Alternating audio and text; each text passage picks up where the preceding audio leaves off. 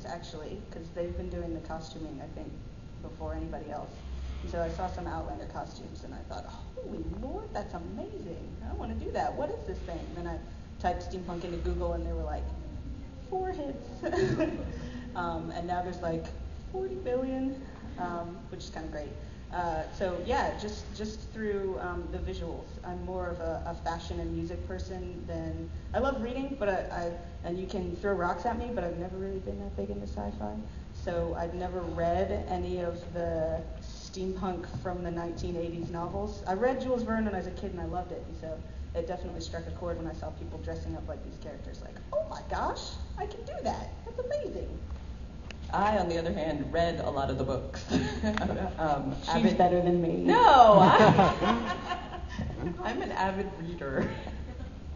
I am barely literate. I have to read everything to her, so it makes it a little bit difficult. But I got into it from reading it, which honestly, a lot of the modern writers that write steampunk stuff, I hate to say, they're kind of boring.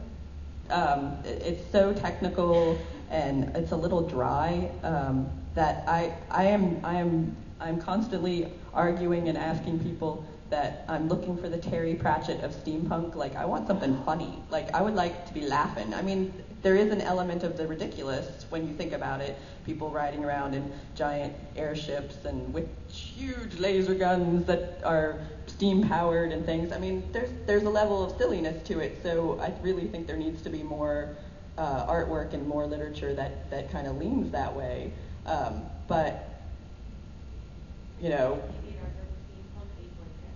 Yeah, well, see, yeah, steampunk Abe Lincoln, that's kind of ridiculous. So, but at the same time, you know, I also got into it because friends of mine were making jewelry, and they kept giving it to me, and it had all sorts of Victorian and steampunk elements to it, and so I started looking it up a little bit more, going, what is this?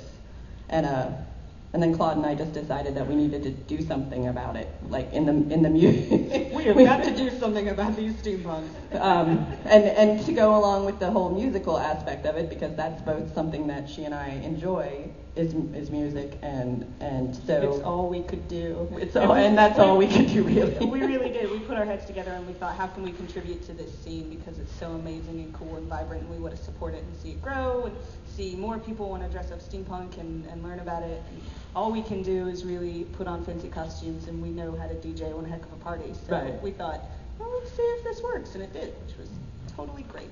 You got a question? Where can you find steampunk music like the band you mentioned, Timbers? Yeah, well, we post all of our playlists, so if you don't have the time to listen to the shows, you can go to clockworkcabaret.podhoster.com. And it's just our interpretation of what steampunk is, so I mean, don't let that rigidly define what you're interested in. Also, there's a group out of Seattle called Sepia Chord, and they do an amazing job of putting together a collection of vintage sounding music, and they're a really amazing resource. Do you know like any good steampunk artists? Because I was like trying to make a character and I wanted more than just what I see in Steampunk art. That's Deviant Art has a few. I can't think of any off the top of my head as I am. There's the chick that did the drawing of us. Yes. Paneos? Yes, she goes by. I keep wanting to say. Madame Peregrine. It's Peloponnese. Or Peloponnese or something like that. Type a lot of P's in the DeviantArt. and she designed some really neat clockwork birds, and I think her recent thing is a clockwork frog or reptile that she's drawn, and that she's actually makes cardboard or models out of them so that they're actually three-dimensional as well, and that's a really neat thing. I'm trying to think of also. There's Sam Sheeran does some really neat portraits that are kind of steampunk oriented, and then there's a bunch of other ones that I can't even think of off the top of my head now. But if you go to Deviant Art, you can definitely look up steampunk and find a bunch, and also you'll have to kind of go through and see which ones are appropriate as with the Etsy, people are using steampunk to define stuff that's not, because they've noticed that, oh, we get more hits and more people look at our stuff if we use this. It's the same with, I'm sure, with anime and certain other things. People will put anime and manga or whatever on things so that you'll go and look, and then you'll go, well, that's not right. And so you kind of have to deal with that with the steampunk tags on things as well. So, yes. No, you. What some good resources on the internet for kind of getting more information on? Just say you're recruiting. Oh, Wikipedia. There's a bunch of LiveJournal communities. There's Steam Fashion on LiveJournal. There's actually Steampunk NC LiveJournal community. It's for happenings in NC. Yes. There's Daily Steam, and then there's the Brass Goggles website, which is a yes. blog that updates with the most amazing creations that you'll ever see. And it's brassgoggles.co.uk, and they have a forum as well, so that you can go there and post things that you've made yourself, or ask your questions and have them answered by a plethora of steampunk experts, and they're amazing. It's a great way to find out about events that are going on in your area too. Yes. How long have you guys been podcasting? We've been podcasting for about almost a year and a half. A year and a half. Yeah, a year and a half. We started in January of last year, and we actually thought, we'll do this for a year and see what happens and if anyone listens. And we've actually decided that we will keep doing it for at least another year. So. It's the clockworkcabaret.com is our website. CLOCKWORKCABARET. That is correct. I can spell! The steampunk spelling bee. University paid off. Cabaret. All right, any other questions? You? Yes. Do I need to? No? Oh, okay.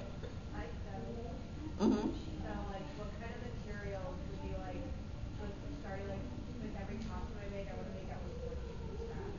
The best and easiest thing that I ever made is a pair of bloomers and an underskirt out of a set of really hideously ugly Laura Ashley 80s drapes that I found at a thrift store. Wash them really well. And you can go online and find a lot of free patterns for things like bloomers and underskirts. And it's a great way to get started, because usually it's just like one seam. Like for an underskirt, one seam, and then you're done. And for bloomers, it was pretty easy too. And they're an incredibly useful item of clothing in a girl's wardrobe, or a man that wants to dress in a girl's wardrobe. You can put them underneath anything. So those are two great ways to get started. Making bloomers, and then making underskirts. And vests. Or vests easy? I don't know. I don't sew. Vests are okay, but I would say bloomers and underskirts if you're getting started and you want to get crafty and make something yourself. I can Those are make the two things easiest using ways. duct tape and yeah. Hot glue. Hot glue and safety pins Staples. are actually some of my best friends, because when we're in a rush before a big event, if you haven't had the time to sew it, hot glue it and safety pin it. And I know it's not 100% period accurate, but steampunk is neither 100% nor period accurate. So I'm totally down with putting safety pins in it. Any other questions? Nope. Yep. Lupus. You mentioned the word like future past. Yes. And like I've been pondering on that. I don't know what Future past. Well, you would think so. Ho ho. It's the concept of current technology, or technology that we could have in the future, made using the technology of the past. So there's a great computer that was made. Computers are not entirely made out of steam and cogs, but the housing for it is made out of wood and brass gears. It starts up, instead of pressing the on button, you turn a little key and it turns on. So it's that kind of stuff that I think defines a future past.